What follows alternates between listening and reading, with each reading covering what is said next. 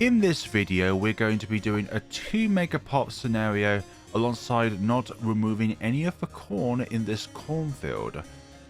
Using the Archmage as our 2 Megapopping tower. Let's do an NG dart start and let's get cracking. After round 7, we'll be able to place down our Wizard Monkey over here.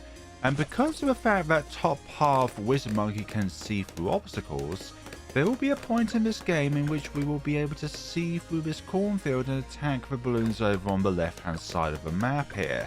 Guided Magic and then up to Arcane Blast. We're going to get 302 before we place down Geraldo. I think we should increase our Pierce before we go up to Arcane Blast so we can shoot through more balloons. Sometimes Pierce is more important than damage. It also just depends on what round you're going up to. Obviously, Monkey Sense is very important in order to get that increased range, but more importantly, camo detection. Go up to Arcane Blast so that we can hit 2 layers at once on a balloon. But round 15 could be a little bit tricky here. As long as we can go through this round, we should be okay for the remainder of this scenario. But there's also the fact of trying to get through this scenario in the first place. That's good, that's good. The blue balloon there kind of scared me. Although I think I'll actually get Geraldo first before going up to Arcane Mastery. Not much of a master, only being at tier 3. I suppose among your peers you could be considered a master. No, regrow shenanigans. I was trying to place down Geraldo. There's Geraldo down at level 17 after an insane amount of wiggle room, just trying to fit him in the top right hand corner of this little square. And no, none of this will be removed. No corn shall be removed. Oh, this is looking a little dicey here. Oh, damn it. That needs to curve just a little bit more to its left for us to be able to do that. Let's go on Strong actually to see how we go along. And that should be good. Okay, so going to Strong first and then going up to that was the way forward, I think rather than what is actually going to be going on is a bit different. I know it won't do, Geraldo. For goodness sakes, my mans, we know what to do here. Last seems to be quite good. I think it's because of the magical bolt's trajectory. That's why it's like that.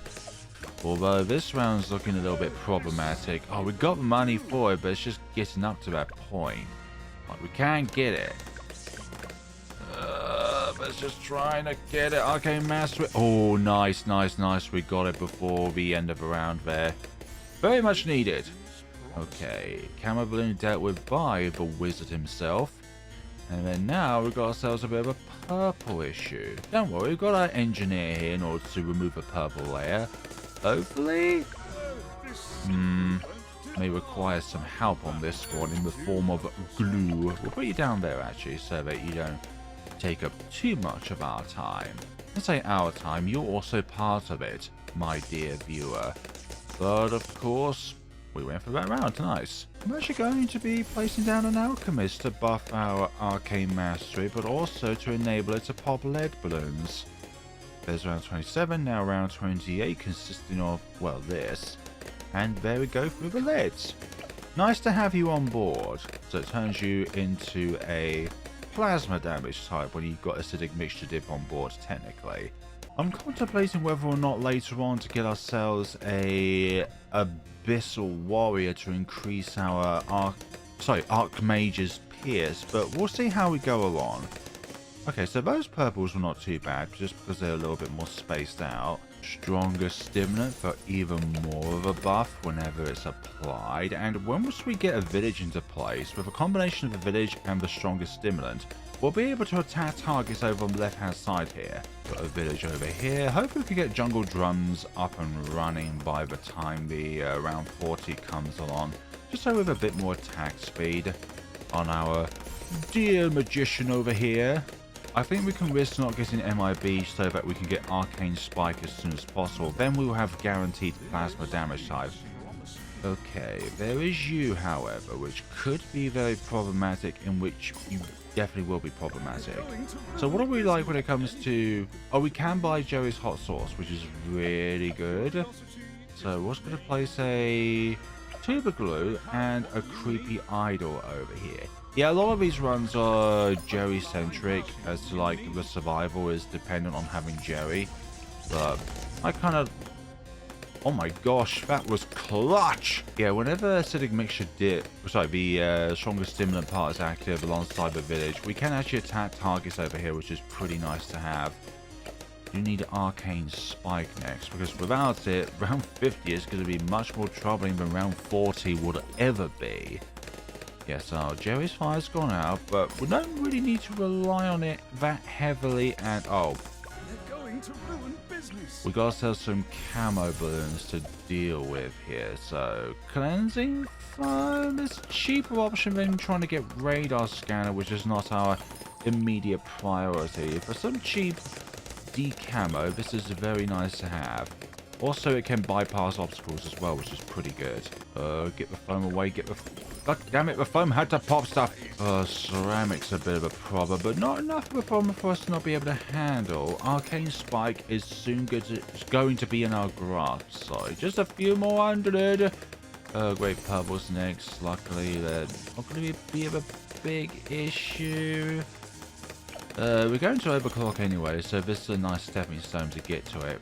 When I say nice, it's the essential stepping stone. A nice cosmetic buff to the balloons. Sorry, to the monkeys, which are inside the range of the MIB, is that they all get some cool sunglasses to make them look like this posh-ass monkey here. No, but he does have some swag on him. Just look at him. He's so cool. I wish I was cool like him. Although Arcane Spike does fire fast enough to where the acidic mixture dip will sometimes not be applied, which means we will lose out on that extra damage against ceramics and Moabs. It is ceramics, isn't it? Yeah, ceramics and Moabs. Last Moab of round 55, Dunzo. And with the MIB, actually, we no longer have to worry about purple balloons. Next up will be the Archmage itself, but we also need to be concerned about some rounds like round 63, where we're going to need to place down some of Jerry's items. I think in particular round 63 with Tube of Amazing Glue and perhaps a fire and a creepy idol as well. Round 59 camo ledge, not a problem. Round 60. BFB, we can shoot it through the corn. Yeah, it's not exactly what you call a success. I thought the solution is very simple. We need overclock first, though, before we can get Archmage. Alright, let's put these down ready for round 63. Probably shouldn't have gotten that early because of those Rego rainbows, but nonetheless. Yeah, they all went down to blue balloons, but there's just so many of them that we do have a PS count there. There we go. Now the rest of round 63. Good. The third lot of ceramics is usually the biggest amount of them within the entire round. Ninja Kiri, whatever you do, please do not nerf the range of the Arcane Spike. Please don't, otherwise we won't be able to do stuff like hitting the left-hand side of the field when the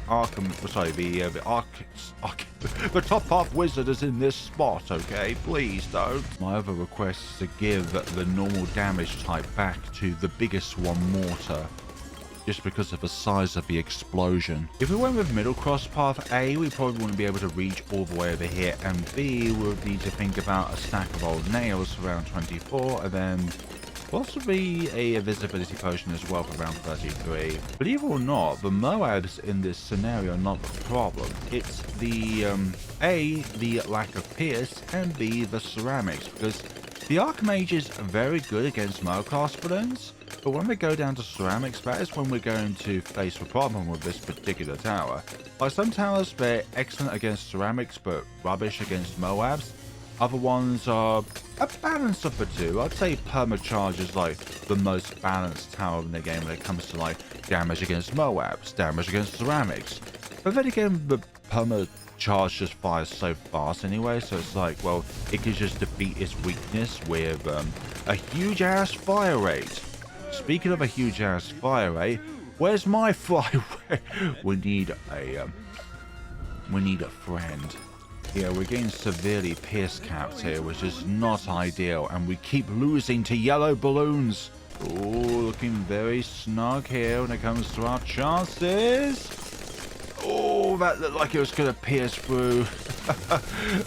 Me no likey. Round 77, a huge bunch of BFBs and a huge bunch of problems to come out of it. Once again, losing to a yellow balloon. What about another creepy idol, since they only last for 2 rounds rather than the usual 4 in which they used to last? How about this time around? It's still not looking good. Kind of good. Yeah, that's good. Whew. We'll be able to get Archmage around 79. Now it's just a matter of these ones over here. But we do have the creepy idol active, but it looks like there's just too...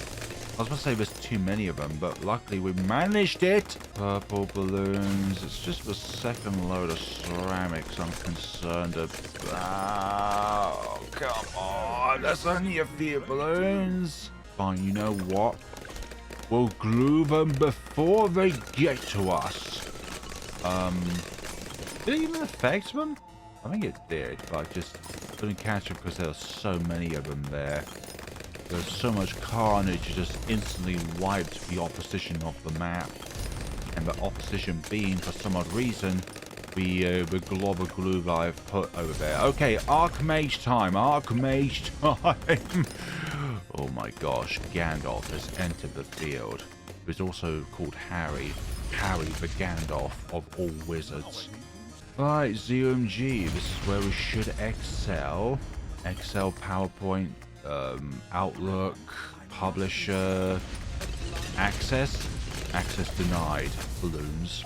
Now, do we want to go with a middle path glue gunner even further, or do we go middle path village even further? I like the idea of either of them.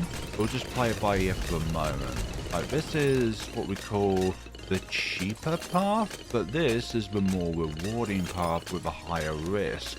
Although Overclock no longer works 100% of the time because the Archmage is a tier 5 upgrade rather than tier 4, and anything with a tier 5 requires Ultra Boost to be more than 100% of the time, which was a nice thing that Ninja Kiwi did to be able to utilize Middle Path Engineer even more. Yeah, we really shred through the Mercast balloon. It's those ceramics which are the biggest issue. Round 87, a huge bunch of ceramics. I don't consider the ZMGs the problem. Why did we lose to this again? You know what, we'll get a little bit of both worlds. We'll get Call to Arms and Glue Strike. Are you happy now, Mr. Krabs? No, because you're not even watching. Also, give a video a like if you know this reference. Prepare to tell your three-eyed grandchildren of your defeat this day. Right, round 90, DDT territory. Dr. Flax meets with the biggest one. Your nuclear weaponry will only mutate us and make us stronger. Glue you. God damn it, Dr. Flax. You're supposed to do better than that. Also, you're not as as toxic as your normal presence is. But I will inconvene with a Jerry's Fire and an invisibility potion to help us on our way here. That is a huge bunch of super ceramics, now super fortified ceramics. Actually, Glue Storm, Glue Strike, that will definitely help us out against them, just so that A, it slows them down, and B, they receive extra damage from it. Call to Arms against these ZMGs and all the horrors that lay inside them. Okay, Geraldo is now at maximum level. Okay, DDTs. Not a problem, DDTs. Probably the fortified ones might give us some issues, but I think the extra damage because of Blue Strike will be able to help us along our merry way there. Now, should we get Homeland Defense or go with Blue Storm? When I think about it, probably Glue Storm and Abyssal Warrior, but both more Pierce and everything else. Okay, do that, do this, extra damage, bada beam, bada boom. We have this in the bag. I say we have this in the bag. We have it in the bag. Okay, round 95, easy. Not a problem round at all. Like, I don't think we're even going to need the Call to Arms here. Just the overclock really to help us out here. It looks really weird just because the corner's hiding all of the effects going on here. Although this round we definitely need the call to arms and the overclock. Oh my gosh, look at everything. Going to ruin business. I think we need to activate them a bit earlier. Actually, you know what? We'll have Glue Strike. Perhaps I should have used the Glue Strike a bit later on in the round. Zero G's are a little bit scary. Not the Zero G's themselves, but what's inside? Call to arms. That was really close, though. If we don't do this, it's time to go to the balloon gulag. All of you included.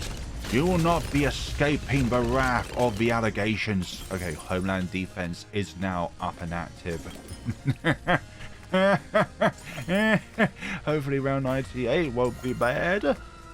Hope is always a good thing, right? Also, I don't think we'll be able to afford Glue Storm, so I think a visit with a Abyssal Warrior might be very handy. Oh my gosh, that clutch right there. That was big amounts of clutch. And the Glue Strike, yeah, I think we really needed that Glue Strike.